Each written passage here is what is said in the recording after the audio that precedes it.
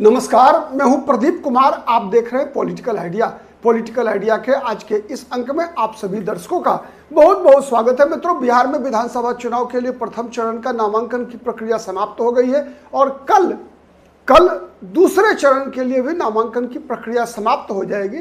लेकिन अब महागठबंधन में थोड़ी सी स्थिति साफ होती जा रही है। पहली बार सीपीआई-एमएल के द्वारा ये स्थिति साफ हुई कि सीपीआई-एमएल कितनी सीटों पर चुनाव लड़ेगी। अब तक महागठबंधन के किसी भी दल की कोई भी फाइनल सूची पब्लिक डोमेन में नहीं आई है। अब तक आरजेडी ने यह नहीं बताया कि आरजेडी कितनी सीटों पर लड़ेगी, न कांग्रेस की संख्या क्लियर हुई है अब तक, न मुकेश सहनी की पार्टी के बारे में ये जानकारी मिली कि 15 सीट पे लड़ेंगे, लेकिन कौन कौन सी 15 सीटें हैं ये अब तक कंफर्म नहीं हुआ। सीपीआई सीपीएम अब भी अपने उम्मीदवार से नामांकन करवाती जा रही है। ठीक है, जेएमएम बाहर जा चुकी है, झारखंड मुक्ति मोर्चा। ठीक है, पशुपति कुमार पारस की पार्टी बाहर जा चुकी है। तो यह है महागठबंधन की वर्तमान में स्थिति। और इस परिस्थिति में जब सीपीआई-एमएल ने अपने 20 उम्मीदवारों की सूची प्रकाशित की तो एक आशा की किरण निकल कर आई कि कम से कम महागठबंधन में एक दल तो ऐसा है जो कि अनुशासित है और जिसके अंदर से सूची एक कुछ व्यवस्थित आंकड़े जो है निकल कर आए। तो सीपीआई-एमएल ने 20 उम्मीदवारों की सूची अपनी जारी की है। आपको पता है पिछली बार 2020 के विधानसभा चुनाव में महागठबंधन में रहते हुए सीपीआई-एमएल का परफॉर्मेंस सबसे बेहतर रहा था। 19 सीट लड़कर 12 सीट जीतने में कामयाब रही थी सीपीआई-एमएल।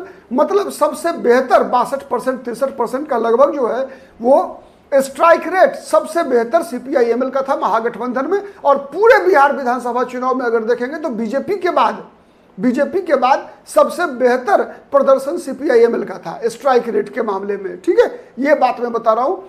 तो जो पिछली बार 19 सीट लड़ी थी सीपीआई-एमएल उसकी तुलना में एक सीट ज्यादा 20 सीट पे सीपीआई-एमएल चुनाव लड़ेगी। ये घोषणा हो गया। सीपीआई-एमएल कौन कौन सी सीटें लड़ेगी ये भी तय हो गया। सीपीआई-एमएल के कौन कौन से उम्मीदवार होंगे ये भी तय हो गया।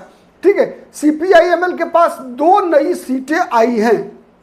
2 नई सीटों पे सीपीआई-एमएल के उम्मीदवार चुनाव लड़ रहे हैं और एक सीट पुरानी सीपीआई-एमएल ने छोड़ दिया है। सीपीआई-एमएल ने औराई विधानसभा सीट छोड़ दिया है। किसके लिए?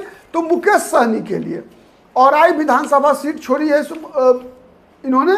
ठीक है, मुकेश सहनी के लिए औराई विधानसभा सीट छोड़ दिया है, जहां मुकेश सहनी की पार्टी के वीआईपी के भोगेंद्र सहनी महागठबंधन के आधिकारिक उम्मीदवार हैं। भोगेंद्र सहनी वीआईपी के। ठीक है, तो वीआईपी के लिए मोहम्मद आफ्ताब आलम पिछली बार लड़े थे सीपीआई-एमएल से औराई से, और मोहम्मद आफ्ताब आलम ने एक आरोप भी लगा दिया है कि मुसलमान हूं इसीलिए मेरी टिकट काट दी गई है, मेरी सीट छीन ली गई है महागठबंधन के द्वारा। महागठबंधन बीजेपी से भी ज्यादा खतरनाक है, ऐसा बयान मोहम्मद आफ्ताब आलम ने दे दिया है। ठीक है, तो ये जानकारी चूंकि उसी से संदर्भ में था, तो एक औराई विधानसभा सीट सीपीआई-एमएल ने छोड़ दिया वीआईपी मुकेश सहनी के लिए।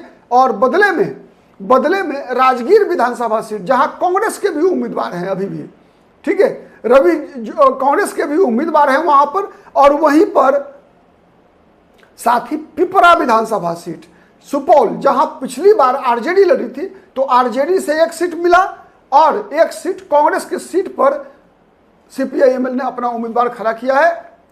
और वो गठबंधन का उम्मीदवार नहीं कर सकते क्योंकि कांग्रेस भी लड़ रही है, तो वहां फ्रेंडली फाइट वाली स्थिति है। ठीक है, तो चलिए एक एक कर मैं बताता हूं। कुछ उम्मीदवार को बदला भी है सीपीआई-एमएल ने। तो सबसे पहले बदला है अपने 462 वोट से पिछली बार हार जाने वाले डॉक्टर जितेंद्र पासवान का टिकट सीपीआई-एमएल ने काट दिया है।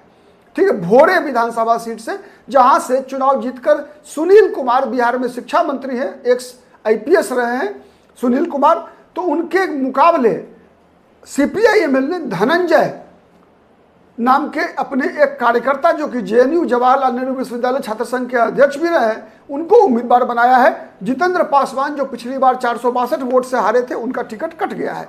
जीरादेई अमरजीत कुशवाहा सिटिंग एमएलए है, पिछली बार भी जीते थे। जनता दल यूनाइटेड के कमला सिंह को हराया था उन्होंने, 25,000 से ज्यादा वोट से हराया था। दरौली विधानसभा सीट सीवान जिले में, यह भी सिटिंग सीट है। सत्यदेव राम वहां से विधायक हैं वर्तमान में इस बार भी सत्यम राम लड़ रहे हैं। पिछली बार इन्होंने रामायण माझी बीजेपी के उम्मीदवार को चुनाव में हराया था दरौली से। इस बार वहां से लोक जनशक्ति पार्टी के उम्मीदवार लड़ रहे हैं।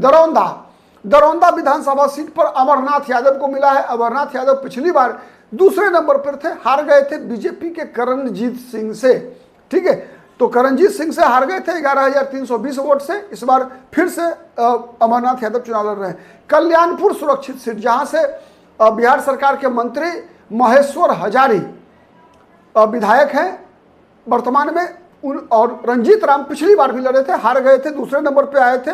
कल्याणपुर से ही महेश्वर हजारी से हारे थे 10,251 वोट से। वारिसनगर फूल बाबू सिंह पिछली बार ये भी लड़े थे, सेकंड पोजीशन पर थे, ये भी हारे थे 13,801 वोट से। जनता दल यूनाइटेड से ही हार हुई थी इनकी हार हुई थी 13,801 वोट से। अशोक सिंह राजगीर सुरक्षित, मैंने बताया विश्वनाथ चौधरी को उम्मीदवार बनाया है CPI-ML ने। पिछली बार कांग्रेस लड़ी थी यहाँ से। ठीक है, जनता दल यूनाइटेड की जीती हुई सीट है। कौशल किशोर राजगीर नालंदा जिला में है, तो वहां से विधायक है कौशल किशोर जनता दल यूनाइटेड के। दीघा विधानसभा सीट राजधानी पटना की सीट है। शशि यादव यहां से पिछली बार चुनाव लड़ी थी, हार गई थी। संजीव चौरसिया बीजेपी के उम्मीदवार से इस बार भी CPI-ML ने ही लड़ेगी उस सीट से महागठबंधन की ओर से, लेकिन उम्मीदवार बदल दिया गया है। दिव्या गौतम फिल्म अभिनेता जो सुशांत सिंह राजपूत की बहन दिव्या गौतम है, उनको टिकट दिया है CPI-ML ने। पिछली बार शशि यादव यहां से चुनाव लड़ी थी। फुलवारी सुरक्षित विधानसभा सीट है। गोपाल रविदास पिछली बार जीते थे, इन्होंने जदयू के अरुण माझी को हराया था। इस बार जदयू ने अरुण माझी के बदले श्याम रजक को टिकट दिया है, और जनता दल यूनाइटेड ने अरुण माझी को मसौरी भेज दिया है चुनाव लड़ने के लिए। ठीक है, तो ये फुलवारी शरीफ में 13,857 वोट से जीते थे गोपाल रविदास। पालीगंज संदीप सौरभ, ठीक है, युवा विधायक है, पिछली बार जीते थे बीजेपी के पालीगंज में इन्होंने हराया था जयवर्धन यादव जनता दल यूनाइटेड के उम्मीदवार को पालीगंज से। इस बार पालीगंज से NDA से वहां से सुनील कुमार यादव लड़ रहे हैं चुनाव लोजपा की टिकट पर। आरा कयामुद्दीन अंसारी पिछली बार 3,000 वोट से हार गए थे बीजेपी के अमरेंद्र प्रताप सिंह से। इस बार इनका मुकाबला बीजेपी के ही संजय टाइगर से होने वाला है। अगियाओं सुरक्षित विधानसभा सीट 2020 में वहां से मनोज मंजिल जीते थे, लेकिन इनकी सदस्यता रद्द हो गई। सदस्यता रद्द होने के बाद उपचुनाव हुआ, वहां से शिव प्रकाश रंजन चुनाव जीते जदयू के उम्मीदवार को हराकर। इस बार उनका मुकाबला बीजेपी के महेश पासवान से होना है। ठीक है, चूंकि जदयू के बदले इस बार उस सीट से बीजेपी लड़ रही है। तरारी विधानसभा सीट, वहां से 2020 में सुदामा प्रसाद जीते थे चुनाव, सुनील पांडे को हराया था। उसके बाद सुदामा प्रसाद 2024 के लोकसभा चुनाव में सांसद बन गए, आरा से जीते।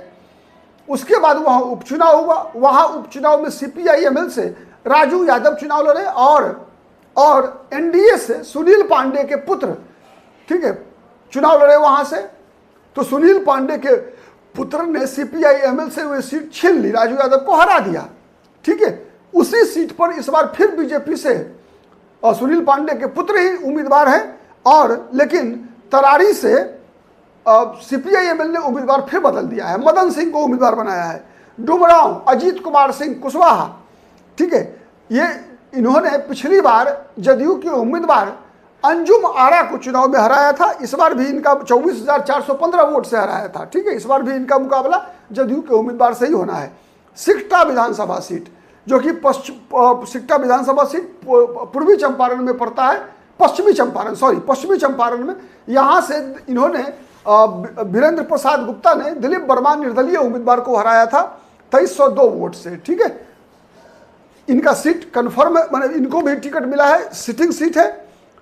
अच्छा, अब तक जो मैंने बताया डुमरांव तक ये प्रथम फेज का है। दूसरा फेज का 6 विधानसभा सीटें, सिकटा, पिपरा, बलरामपुर, काराकाट, अरवल और घोसी। ठीक है, इन सभी सीटों पर पिछली बार के जीते हुए उम्मीदवार को ही दोबारा टिकट दिया है CPI-ML ने। सिकटा से वीरेंद्र प्रसाद गुप्ता, जिन्होंने दिलीप वर्मा निर्दलीय को हराया था। पिपरा से अनिल कुमार को टिकट दिया है। सुपौल पिपरा, ये पिछली बार नहीं लड़े थे। सुपौल पिपरा की सीट मैंने बताया आपको कि पिछली बार RJD के विश्वमोहन कुमार यहाँ से लड़े थे चुनाव, हार गए थे। जनता दल यूनाइटेड के अनिल कुमार से। इस बार उनके बदले में जो है पिपरा से अनिल कुमार चुनाव लड़ रहे हैं, ठीक है, CPI-ML के। बलरामपुर महबूब आलम CPI-ML विधायक दल के नेता है। पिछली बार उन्होंने हराया था वरुण झा VIP के उम्मीदवार को, ठीक है, 53,597 वोट से इनकी भारी विजय होती है। काराकाट अरुण सिंह कुशवाहा को मिला है टिकट। पिछली बार इन्होंने बीजेपी के राजेश्वर राज को हराया था, ठीक है, 18,189 वोट से। अरवल महानंद सिंह, पिछली बार इन्होंने बीजेपी के दीपक शर्मा को हराया था 19,950 वोट से। घोसी रामबली सिंह यादव ने इस पिछली बार जनता दल यूनाइटेड के उम्मीदवार राहुल कुमार को 17,333 वोट से हराया था। इस बार भी राहुल कुमार जदयू छोड़कर राजद में शामिल हो गए थे इस उम्मीद में कि राजद से टिकट मिल जाएगी, लेकिन राजद से टिकट नहीं मिली। घोसी से महागठबंधन के उम्मीदवार हैं रामबली सिंह यादव ही। तो ये रही CPI-ML के 20 उम्मीदवारों की सूची। देखते हैं, देखना है कि इस बार फिर CPI-ML अपना स्ट्राइक रेट जो पिछले 2020 के विधानसभा चुनाव में था CPI-ML का, जो 2024 के लोकसभा चुनाव में था CPI-ML का, बरकरार रख पाती है या नहीं रख पाती है। मेरा जहां तक मानना है CPI-ML ही वह शक्ति है, वह ताकत है जो दो इलाकों में, 3 प्रमंडल में महागठबंधन के भाग्य का फैसला करेगा। भले ही 20 सीट पर लड़ रही है CPI-ML, लेकिन 3 प्रमंडल पटना, मगध और सारण प्रमंडल में विशेष रूप से सीवान जिला और अरवल, जहानाबाद, औरंगाबाद और कैमूर जिला, रोहतास जिला, इतने जिलों में अगर सबसे बड़ा फैक्टर होगा अगर महागठबंधन के लिए तो वो होगा CPI-ML का प्रदर्शन। CPI-ML बेहतर प्रदर्शन करेगी तभी महागठबंधन की गाड़ी खींची जाएगी। अगर बेहतर प्रदर्शन CPI-ML का नहीं हुआ तो महागठबंधन की रथ रास्ते में अटक जाएगी। आज के लिए इतना ही, नमस्कार।